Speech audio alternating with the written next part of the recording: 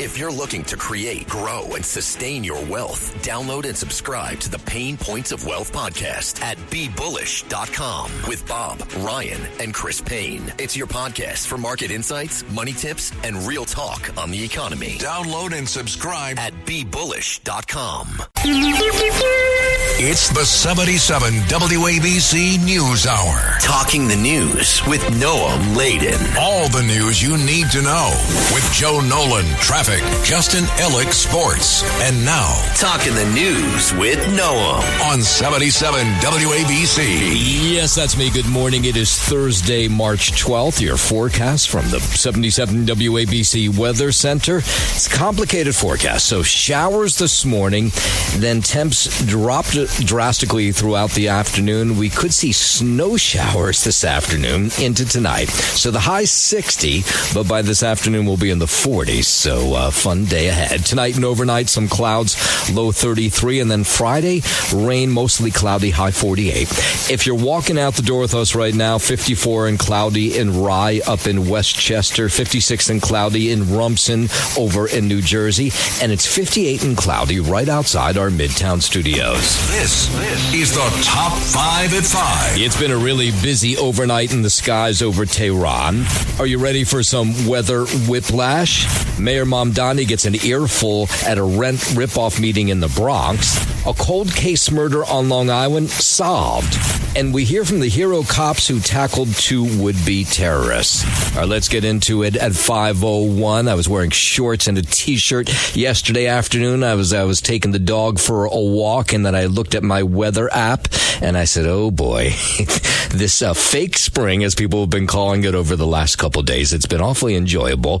But apparently, it's going to be over for a while. It is only March, so get ready for what they're going to call weather whiplash that's going to hit us this afternoon. We saw record-breaking temperatures on Tuesday, 80 degrees in Central Park, 82 at Newark Airport, 78 at LaGuardia, and in Poughkeepsie. But temps have dropped 15 or so degrees today. Days expected to begin in the 50s and low 60s before plunging into the 40s by afternoon, along with strong winds and rain mixing with snow. Forecasters say it could plunge to 39 in western New Jersey, Montauk, and the lower Hudson Valley. Friday will be frigid, too, with winter coats needed for the next week. Nice. I'm Sarah Lee Kessler. Yeah, I knew we were sort of being lulled into something that wasn't going to last, but having to put the winter coat back on, didn't want to do that.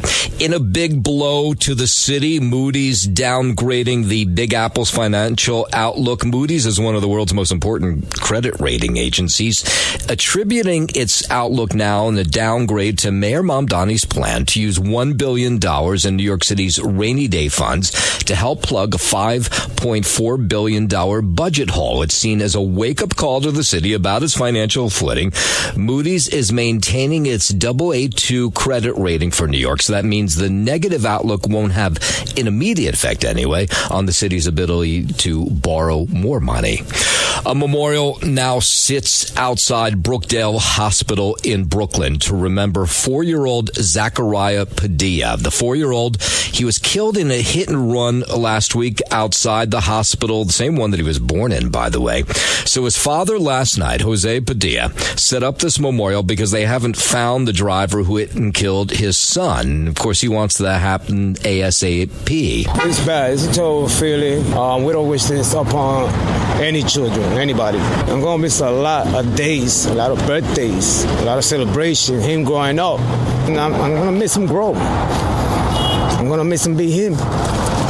And become the man that he was ought to be. Yeah, it's already beyond awful that his 4-year-old son was taken away from him, but he says adding to his pain is knowing that the person who took his son's life took off and didn't have a care about it. We need for you to present yourself, and confront this issue, because it's a dead 4-year-old here, and a lot of people are grieving over it. Yeah, he was talking to News 12 last night. Padilla says that police have identified the vehicle. That's information we did not have that hit Zachariah, but they have not found the driver yet, but they will, just a matter of time. 5:04, a Queens man now in NYPD custody, charged in the grisly murder of his wife. 75-year-old Rupchan Simbu initially filed a missing persons report for his wife, 34-year-old Salisha Ali, back in July. That's when she was last last reportedly seen by a family member. In September, sanitation workers discovered a dismembered torso inside of a garbage bag near Idlewild Park. Last week, a head was found in Broad Channel. Investigators were able to connect the information to identify the victim. Her death ruled a homicide. Simbu of Ozone Park now faces murder, obstruction of justice, and physical evidence tampering charges.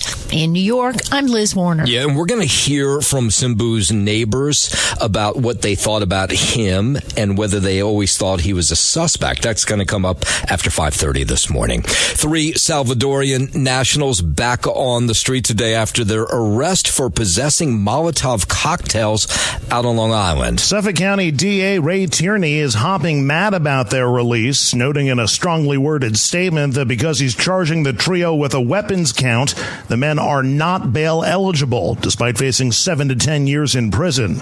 Police stopped a car around 1:30 a.m. Tuesday in Brentwood and found homemade firebombs and gas in the car. They think the 3 were about to bomb the car of someone they had been feuding with. An 18-year-old suspect is a legal permanent resident.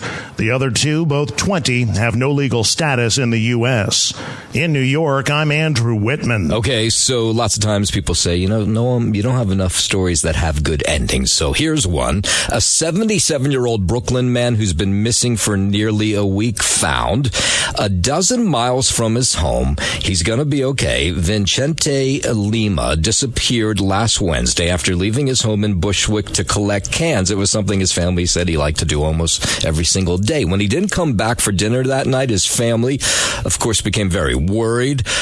Morocco Lima has a limp, has difficulty speaking clearly, and he only understands Spanish, so they knew it was going to be tough to find him, especially as each day went forward. He would go out every day, and he would come back for his lunch and dinner, but then we noticed he didn't come back for dinner. Like the first 2 days, it was raining heavily, especially in the cold, and he's elderly. He might pass away by hypothermia or something. So the good news is at one point they found him all the way in Maspeth, Queens. He was outside someone's office, and they didn't know who he was, and they were trying to communicate with him. He was telling me to call the cops. I couldn't understand him that well because he couldn't speak that much. And cops, they just told him to leave. Yeah, so NYPD cops came. They spoke with Lima. He refused medical assistance. He refused service. His relatives say they wish officers had checked the missing persons list when they were speaking to him. So a number of days went by, and then they got a call just yesterday from Long Island Jewish Medical Center saying, hey, we think we have one of your relatives here. He's in the hospital. He is found on the street in Glen Oaks, Queens, roughly about 13 miles from his Bushwick home. A nurse had spotted him on the street and got him to the hospital. So he's okay. And boy, that nurse is a hero. They were like, yeah, we have him here. Somebody turned him in this morning after they saw your flyer. So it turned out he collapsed. No, I couldn't believe this is far. And now they say he's going to be okay, just maybe a couple days until they're able to bring him home.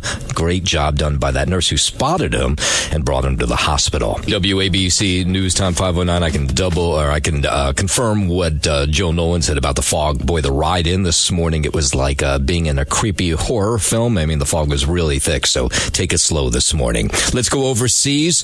Kuwait International Airport hit by several drones. That's what the country's news agency is telling us this morning. They say there was just material damage only. Nobody was hurt. Israeli air attacks have taken place in towns inside Lebanon this morning. Lebanese health ministry reporting this morning that at least 634 people have been killed, more than 1,000 wounded since the Israel attacks began back on March 2nd. Lebanese terror group Hezbollah, they blasted rockets and drones at northern Israel for hours last night, repeatedly sending hundreds of thousands of Israelis to shelters. They apparently overwhelmed the Iron Dome. So many missiles came in at once. It marked the largest Hezbollah attack on Israel since the hostilities intensified last week. And Israel's health ministry also out with a report this morning saying 179 people have been injured there just in the last 24 hours. The casualties bring the number of people people injured in Israel since the start of the war to about 2,000 people. And then the president giving us an update on the military operation in Iran, which he says continues to go really well and ahead of schedule. We did a little excursion. We had to take this little few weeks of excursion, but it's been incredible. Our military is unbelievable, the job they're doing. I would say, to put it mildly, way ahead of schedule. He says that most of Iran's missiles, drones have been destroyed. We've knocked out their Navy, their military in all forms. We've knocked out just about everything there is, including their leadership. Twice. We knocked out twice their leadership. And as the president has been out and about, he did some rallies yesterday, which we'll get to in a moment. He says, promising Americans that the high gas prices they're seeing, it's gone up every single day since the war began, will come back down. Oil will be coming down. That's just a matter of war. That happens you can almost predict it. I would say it went up a little bit less than we thought. It's going to come down more than anybody understands. And then there's a preliminary report that says the U.S. is at fault in that deadly strike in an Iranian elementary school. Correspondent Simon Marks reports that a New York Times report cites U.S. officials and others familiar with the report that say the U.S. is to blame. U.S. officials familiar with the findings of the investigation say the strike on the elementary school was an American error. It was built on the grounds of a former base for the Revolutionary Guards in Manab in the south of the country and was incorrectly listed as a military target. So the Tomahawk missile strike happened at the start of Operation Fury, killing at least 175 people, many of them children. The FBI warning authorities in California that Iran is aspiring to attack the West Coast with drones. ABC News reports warnings were sent to police departments in early February and again in recent days. The report says the drone attacks would be in retaliation for American attacks on Iranian soil. Iran allegedly aspired to conduct a surprise attack on the West Coast using unmanned aerial vehicles. The report says there are unspecified targets in California. Iran has already been retaliating with drone strikes against targets in the Middle East. I'm Daniel Martindale. Hundreds of millions of barrels of oil are set to be released from the International Energy Agency's reserves. Correspondent Tony Waterman reports that the IEA announced the decision yesterday to release 400 million barrels after meeting in Paris. It's not clear what types of oil will be made available or how quickly it will hit the market. That will ultimately determine how impactful this release is. But it is the largest joint release in the IEA's history, accounting for roughly a third of the group's emergency stockpiles. Mia Waterman reports the size of the release is an indication of how serious the IEA believes the situation is around the world right now. With concerns of a global recession rising. Oil prices have whipsawed since the start of the war, spiking as high as $119 a barrel. News of the release had little impact on crude prices, the decision already baked in. This all in connection to the oil tanker traffic through the Strait of Hormuz, which has slowed to a trickle, causing the biggest supply disruptions that we're seeing around the world today. And airlines around the world are starting to hike ticket prices in response to the oil and the conflict in Iran. Correspondent Laura Westbrook has more. The war has caused restrictions on operations at key transfer hubs in the Middle East. There are fewer seats available after major Gulf carriers suspended flights, and that's contributing to ticket prices going up between Asia and Europe. Spiking fuel prices are also putting pressure on carriers. So we're hearing from some of the airlines today. Hong Kong Airlines bumping up its fuel surcharge by as much as 35%. Operating costs have jumped, they say, as much as 70%, and they think it'll go higher. Australia's Qantas and Air New Zealand were among the carriers that announced price increases, while Hong Kong's Cathay Pacific says it's adding flights to London and Zurich as airspace closures and capacity constraints drive up airfares. Yeah, so United Airlines CEO Scott Kirby says he expects the situation in Iran to drive up airfare costs for his airline, and it'll affect its financial results this quarter. So he says I'll talk more about that a little bit later today. All right, 5:15. Let's head over to the 77 WABC Sports Desk. Happy Thursday. Good morning, Justin Ellick. Happy Thursday. Good Good morning to you, Noam Laden. Start out here on the hardwood in Utah. Jalen Brunson scored 28 points. Jordan Clarkson had 27, and the Knicks rallied to beat the Jazz 134-117 to snap a 2-game losing streak. Brunson also had 8 assists and 3 steals in a game the Knicks trailed 49-31 early in the second quarter. They cut it to single digits before halftime, took the lead with a 20-4 run spanning the third and fourth quarters. OG Anunoby had 22 points. Karl Anthony Towns had 21, 7 and 7. New York made 17 3-pointers and shot 52% from the field. Up next for the Knicks, they're at Indiana against the Pacers tomorrow night. Tonight, the Nets, they're back in action against the Hawks out in Atlanta. That's a 7:30 p.m. start there.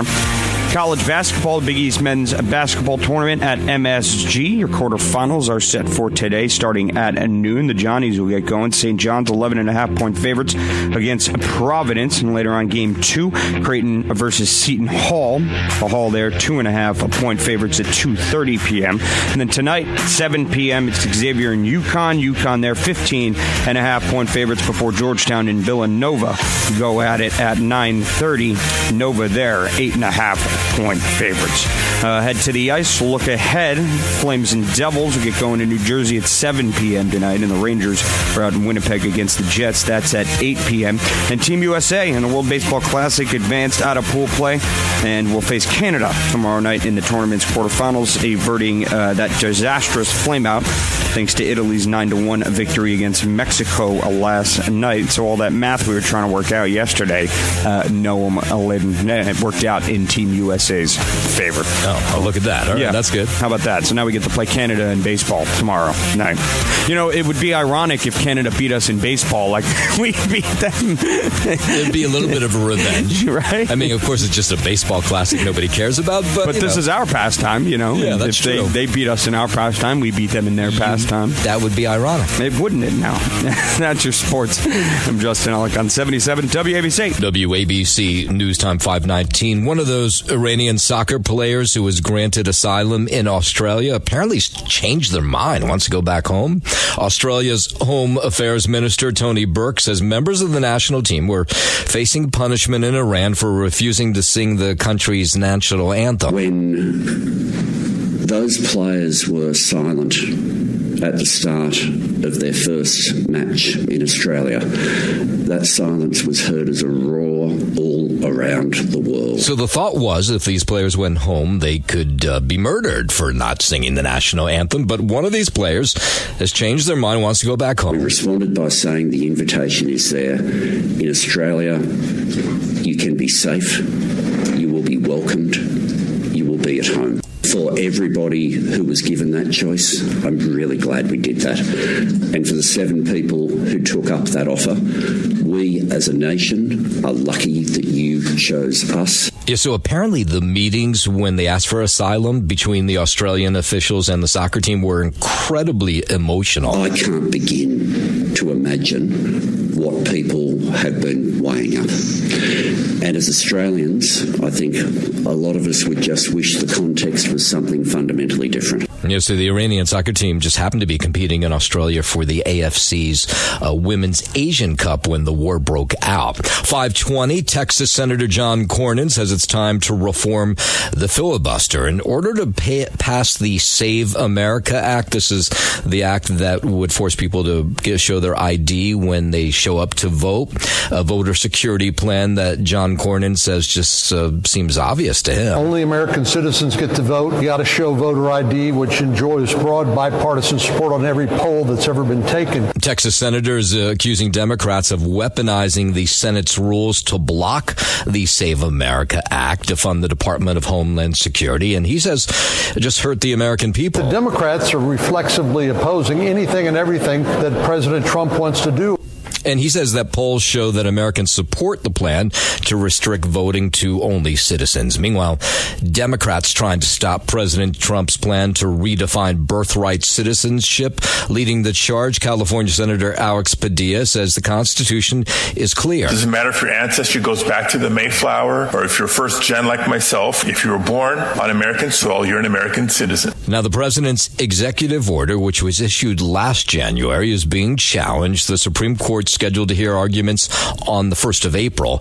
Experts at this week's Capitol hearing told lawmakers that the 14th Amendment has been upheld for years, including by judges who were Republican nominees. If you were born on American soil, you're an American citizen. Full stop. End of story. President Trump is trying to change the way we fundamentally understand citizenship. But Republican Senator Eric Schmidt, he's from Missouri, he sees birthright citizenship a whole lot differently than the Democrats do. Increasingly treated like a loophole in the immigration system. Citizenship should never be a loophole. So the Trump administration points to what it calls birth tourism, where people travel to the U.S. on temporary visas to give birth and grant their children the privileges of citizenship. 522, Costco now going to team up with a New Jersey-based fertility clinic, or I should say network rather, to offer low-cost care to customers across the country. Assisted reproductive specialists from RMA Network will work with Costco to provide widespread access to fertility services to those who face barriers. Costco says you'll get coordinated care through every step of the process. All it takes is a membership, and you'll be getting 80% savings on key fertility drugs. I'm Monica Nelson. And apparently this is all important for it to happen right now, because new report says male fertility rates have been declining for decades, and experts are just not sure why. Dr. Alex Robles of New York's Columbia University Fertility Center says male factors such as low sperm count contribute to infertility in a third of the couples he treats. A human reproduction update published in Oxford Journals in 2023 confirms that sperm counts in Western countries, not just in America, have plummeted almost 60% since 1973. Dr. Robles says obesity, smoking, poor diet, environmental issues, and delayed parenthood are contributing factors, as well as heavy drinking and marijuana use. I'm Sarah Lee Kessler. 523, let's head over to Kentucky, where the president was yesterday touting the economy. He told a crowd there he passed the biggest tax cuts in history through the passage of that big, beautiful bill. Under Biden and his allies in Congress, we were dead as a doornail. We were a dead country, I'll tell you, and it looked like we weren't going to come back. Now we have the hottest country anywhere in the world. The president told the crowd that there have been 53 all-time record stock market highs since he returned to office, and he says Americans' 401ks have increased by $35,000 on average. More people are working today in the USA than at any time in the history of our country. That means every extra hour you work, your overtime pay is now 100% tax-free. You have no tax. Remember that when you go and vote, because the Democrats want to end it. 524, let's head down to Texas. So here in New York, before we head down to Texas, they've been trying to get, or some people, animal rights activists, have been trying to get rid of the horse-drawn carriages that go through Central Park, saying that the horses are being abused. So this is a big story down in San Antonio, Texas, too. Have you ever been on the River Walk?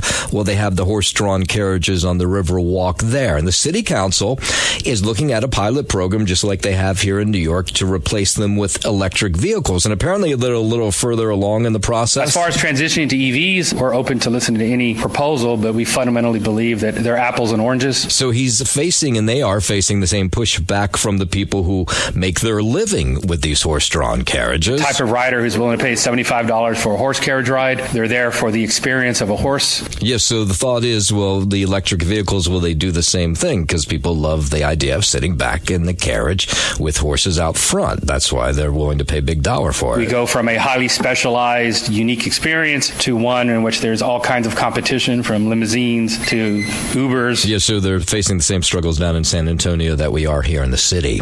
President Trump says an endorsement in the race for Senate in Texas is going to come shortly, and he wants to see whoever doesn't get picked by him drop out of this runoff that's taking place. To avoid the potential that his endorsed candidate does not win on May 26th. That's Rice political analyst Mark Jones, who says if the Attorney General, Ken Paxton, he's the state Attorney General, does not get the endorsement, there's a good chance that he'll stay in the race anyway, but he risks alienating the administration if he does. The risk Paxton runs if he defies Trump is that he finds himself in the political wilderness come May 27th. He goes from being an ally who Trump owes a favor to for dropping out of the race to being an enemy who defied President Trump. Yeah, it'll be interesting to see if he stays in. WABC News Time 526, a new study shows that just over half of Americans actually set foot in a movie theater over the course of a year. A Pew Research Center survey conducted this past summer shows 53% of U.S. adults say they had seen a movie in the prior 12 months. The data also highlights generational divides and who was buying tickets, with 2/3 of adults ages 18 to 29 saying they've gone to the theaters, in contrast to just 39% of those 65 and older. The findings reflect a domestic box office still trying to regain its footing since the COVID-19 pandemic. I'm Jim Roop. It's the 77 WABC News Hour. Talking the news with Noam Laden. All the news you need to know with Joe Nolan, traffic, Justin Ellick, sports. And now, Talking the news with Noam on 77 WABC. Yes, that's me. Good morning. It is Thursday, March 12th. Your forecast from the 77 WABC Weather Center. It's a weird forecast because they're going to start warm. They're calling it weather whiplash. You'll understand what I mean in a second. Showers this morning, and then temps drop really drastically through the afternoon. So it's going to be 60 now, around 60. By this afternoon, it's only going to be in the low 40s, and we may see some snow showers. So, and just get used to it. It's not going to be so warm over the next couple of days, because tonight and overnight, there'll be some clouds. The low goes down to 33.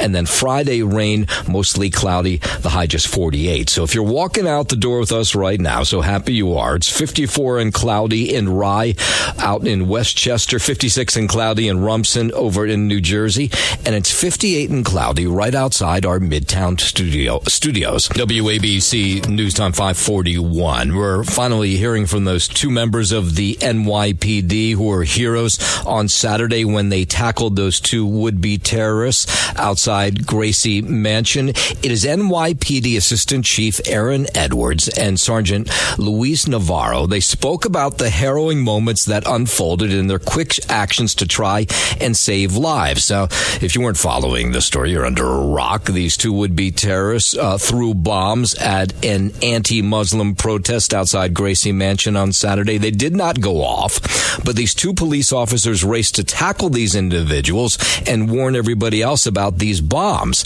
Chief Edwards, Sergeant Navarro say there was no time to think at all, and that they just did what they did and what they're trained to do as police officers. Here is Sergeant Luis Navarro. I saw the device hit the floor and I just ran. I knew that I needed to save lives, so I ran towards the people to make sure that nobody got hurt. And then they tackled and arrested 19-year-old Ibrahim Qayoumi and 18-year-old Emil Balad. Both allegedly told detectives that they were inspired to attack anti-Muslim demonstrators on behalf of, they said, of ISIS, the Islamic State.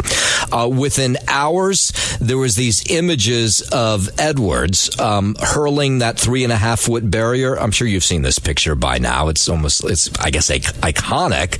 The NYPD posted that picture on Instagram saying some heroes wear capes. Chief Aaron Edwards says this is no big deal. It's part of being a cop. I don't want that picture to be about me. I want it to be about the day. I want it to be about what we did. You know, I want that picture to be a reminder to New Yorkers that, you know, your cops, the members of the NYPD, you know, we're going to be relentless in pursuing justice, right?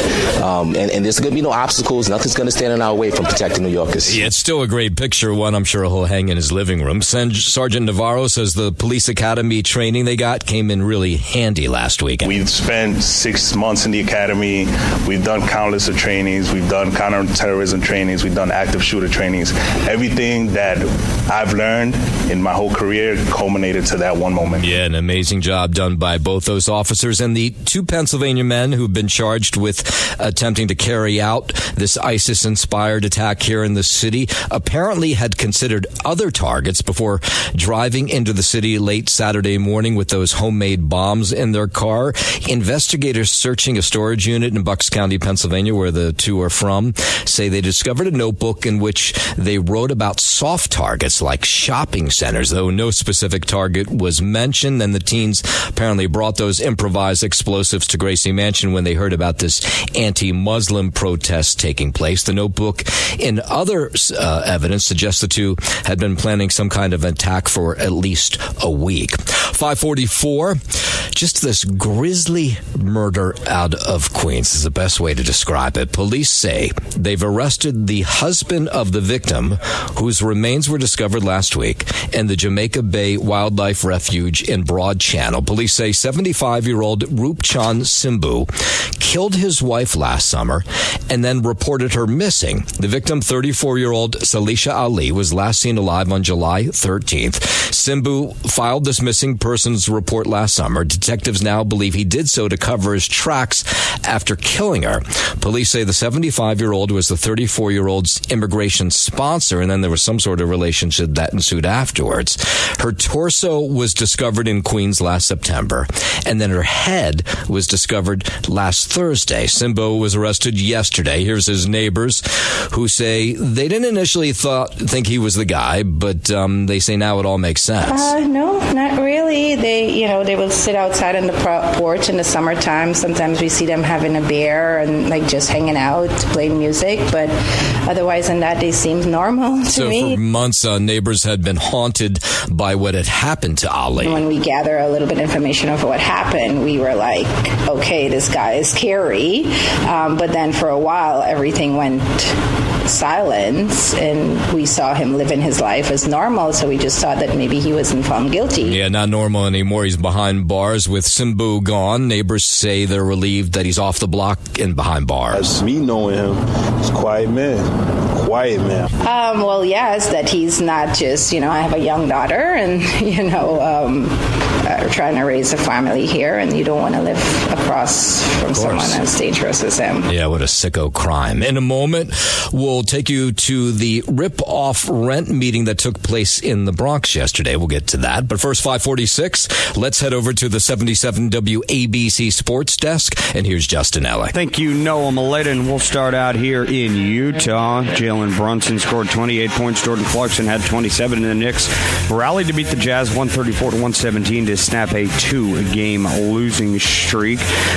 Brunson also had 8 assists and 3 steals in a game the Knicks trailed 49-31 early in the second quarter. New York cut it to single digits before halftime, then took the lead with a 20-4 run spanning the third and fourth quarters. OG Anunoby added 22. Karl Anthony Towns had 21, 7, and 7. New York made 17 three-pointers and shot 52% from the field. Up next for the Knicks, they're at Indiana against the Pacers tomorrow night. The Nets, they're back at it tonight out in Atlanta against the Hawks. That is a 7:30 p.m. start there. Head to the Big East men's basketball tournament at MSG. The quarterfinals are set for today. Johnnies are in action at noon. St. John's 11.5-point favorites against Providence there. Creighton and Seton Hall, they'll be game number 2. That's 2.5. Seton Hall 2.5-point favorites in that 2:30 p.m. start.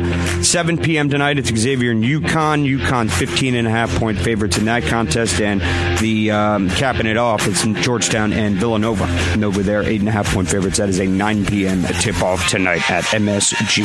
NHL tonight, the Devils will be back in action at home in Jersey. It's a 7 p.m. start to welcome in the Calgary Flames, and the Rangers will be up in Winnipeg against the Jets. That is an 8 p.m. puck drop in that one. And World Baseball Classic update, Team USA did advance at a pool play in the WBC. Will face Canada tomorrow night in the tournament's quarterfinals, averting that disastrous flameout that we were worried about thanks to Italy's 9-1 victory against Mexico last night. So we'll see what happens against Canada tomorrow night in the quarterfinals. Should be an easy win, but who knows? Anybody can win any day in baseball. At your Sports Noam, I'm Justin Ellick on 77 WABC. WABC News Time 550. What's with all the hit-and-run deaths that have been taking place in the city over the last couple of weeks? There's a new one. A search underway for a driver who hit a woman, Jamaica Avenue in Queens yesterday, kept going. She was taken to the hospital where she was pronounced dead. The police say this car was in an area which is only for buses and trucks. The 58-year-old woman was crossing Jamaica Avenue when she was hit by this dark-colored sedan. It was 3 o'clock yesterday. Scene unfolded in front of the Social Security building on Jamaica Avenue, so there was a lot of eyewitnesses. The car going fast enough that it hit the woman and knocked her out of her own sneakers, and the sneakers were still on the street for a while as police investigated this all. Somebody got hit. You can see the sneakers over there, too. Yeah, people are sick. It was chaos. The fire department came, the ambulance came, and police was already there. Yeah, you don't stay at the scenes beyond me. An electronic sign now at that scene at the corner of Jamaica Avenue and Parsons Boulevard, asking drivers, first of all, to slow down and observe the speed limit, but also, if they saw something, to give the cops a holler. Last night, New Yorkers sounding off about rising rents and poor living conditions at Mayor Mamdani's third installment of his rental rip-off hearings. Now, I think this was the first one that he actually attended with Police Commissioner Tisch last night. The hearings are part of this new initiative aimed at giving tenants a direct voice in shaping housing policy. So you show up at this thing and you get to meet with the actual organizations that deal with rent in the city. You get to meet with their personnel at tables. You go up to the table, tell them what's going on, and then maybe get an answer from them right away, as opposed to sort of emailing somebody and hoping they'll get back to you. Tenants' rights have been a defining priority of this administration from our first day. Bathrooms with pipes that drip and leak and rust, kitchens plagued by cockroaches, vents filled with mold, tiles that peel off the walls, and landlords that make no effort to fix any of these problems. One of the people showed up last night, this Bronx tenant, who was among those speaking out, urging city leaders to enact a rent freeze, which Mayor Mamdani has long supported. She says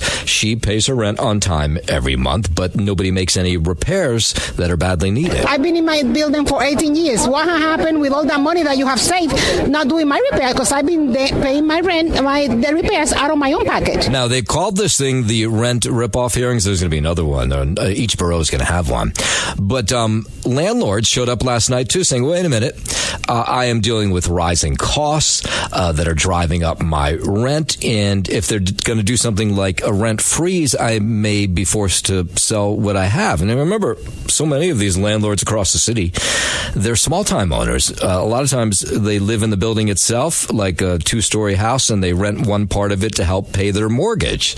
I mean, they're not people who have all kinds of money. All of these things are calculated to create what rent is. And once all those costs start climbing to a point of no return, there is no way to maintain these aged housing stock buildings. Yeah. So she says she's dealing with it just like some other small-time landlords. The mayor's office to protect tenants says it will release a report 90 days after the final hearing that will outline recommendations to improve tenant services across the city. The next rental rip-off hearing, that's set for March 28th in East Harlem.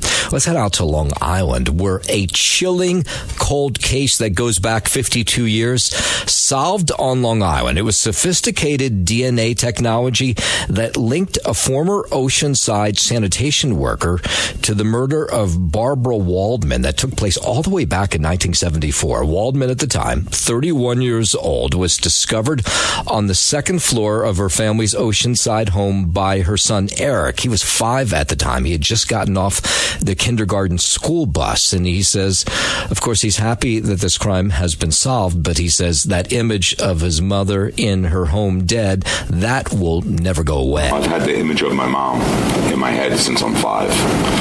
So, and it won't go away until I die. Just about everyone had lost their sense of safety and found themselves questioning the world. Yes, so the FBI and Nassau County Police preserved so much from the scene, trying to determine who wanted this woman dead and why. And it took a while, all those years, but they did solve it. They got into it and started doing it in interviews and interviewing family members and working it back all the way back to 1974. Yeah, so more than 50 years later, science linked Thomas Gianzio, a local Oceanside sanitation worker, to the cold case. Now, he passed away from cancer back in 2004. But the family members say it doesn't close the book on their mother's murder, but at least they know who was behind it. I couldn't believe he lived 3.7 miles away from my home. I mean, he was a local. He was literally living among us. I was shocked. And what's also so sad about this case on so many levels is suspicion had swirled around their dad, Barbara's husband, who was killed, a local dentist, who police, by the way, always said was innocent, but neighbors always implied that he was behind her murder. It's also vindication for my father, Jerry Waldman, who went to his deathbed not really knowing who or what. Yeah, it is sort of bittersweet justice for the family that's been seeking the truth all the way since 1971. And we'll end up in Westchester. We told you about this story earlier this week. A coyote attacked 6 dogs, 3 people, right outside a country club, Twin Lakes Park. This construction worker was there yesterday when they caught up with this coyote, or actually they caught up with the coyote Thursday. Yesterday, he saw the authorities take the coyote down. He was just chasing a couple deers, running around. After the deers got away and went to the park right here, and I guess a couple civilians was walking by and started chasing the people. And a local horse farm owner says he was warned by management about this coyote that was on the loose, and he says he's never had problems with coyotes before. We have giant snapping turtles, we have a lot of deer, and we do have coyotes, and we see them regularly. There's 120 horses that live here, and we'll see the coyotes usually outside by the garbage dumpster, out in the woods, but never aggressive like this. Yeah, so this one was rabid and why it was aggressive. So now the Westchester County Health Department notifying people who were in that area, if their animals had any interaction with this coyote, if they had any interaction with the coyote, they should go to their doctor immediately. If people were on the trail, were bitten by a coyote, they need to reach out to the health department immediately and let us know. If individuals had dogs that were, or other animals that were bitten, we'd also like to know about that. Yeah, especially since the coyote was rabid. It's, that time of year when these coyotes wake up, start walking around. They usually just prey on, small animals, that kind of thing. But this one was rabid, and likely why it went after people and dogs earlier this week. Thanks for listening to the News Hour with Noam Laden. You can hear the News Hour with Noam Laden weekday mornings at 5 on 77 WABC. If you like the podcast, share it with your friends and listen anytime at WABCRadio.com and download the WABC Radio app. Hit that subscribe button on all major podcast platforms. Plus, follow WABC on social on Instagram, TikTok, Facebook, and X. See you next time for a new episode, so you never have to wonder, what the heck is going on here? If you're looking to create, grow, and sustain your wealth, download and subscribe to the Pain Points of Wealth podcast at BeBullish.com with Bob, Ryan, and Chris Payne. It's your podcast for market insights, money tips, and real talk on the economy. Download and subscribe at BeBullish.com.